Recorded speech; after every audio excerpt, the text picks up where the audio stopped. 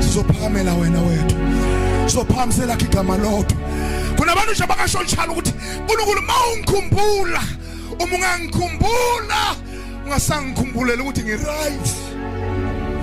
Sala sawungikhumbula ukuthi wena wedwa uright. Ungasangikhumbulele ukuthi mangibe right. Kodwa usasungikhumbula ukuthi wena waseke njengoNkulunkulu oright.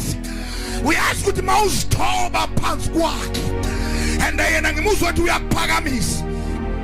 Bonke abayithoba ebusweni benkosi and inkosi iyawubaphakamisa at the right time. Awuyiphakamisa kodwa uyaphakanyiswa nguye at the right time. At the right time.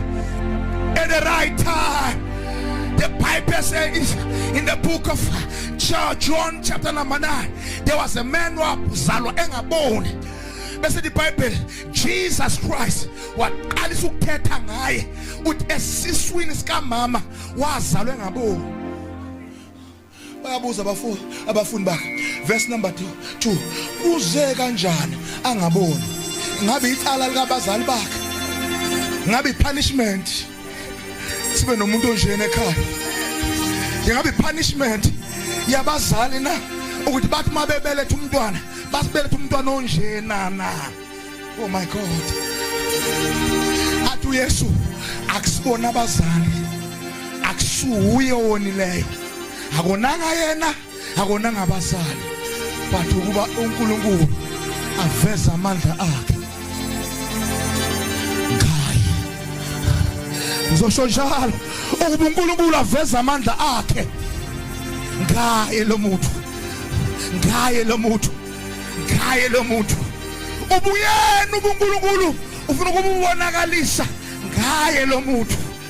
Bathi bayabuza abanye abantu kanti kwenzeke kanjani? Athi uNkulunkulu no, ufuna ukuzintroduce kuye lo muntu, ufuna ukuzintroduce kuye lo muntu ongaboni. When God eza kuwe ngiyaphinda kunemeko azoyithola ikohlula ingamandla phezu kwempilo yakho. Then leyo meko wazalwa nayo sometimes, leyo meko nodokotela abancamile sometimes, uJehova ufuna yona size yakhe uthi wazalwe nje kodwa kubona abazali abanecala akusuye futhi onecala, but ngifuna ukuziveza kuye. When God ezovela kuwe ufuna leyo position. Where's the Bible? Verse number 3, the same chapter, the book of John chapter number 9. The Bible, uNkulunkulu ufuna ukudemonstrate. That's another transaction. Ufuna ukudemonstrate. Leli gama li demonstration, ukudemonstrate lisho into eyenziwayo ibonwe ngababe ngaboni. Number 1, uzoyenza kongaboni. I'm talking about the blind person.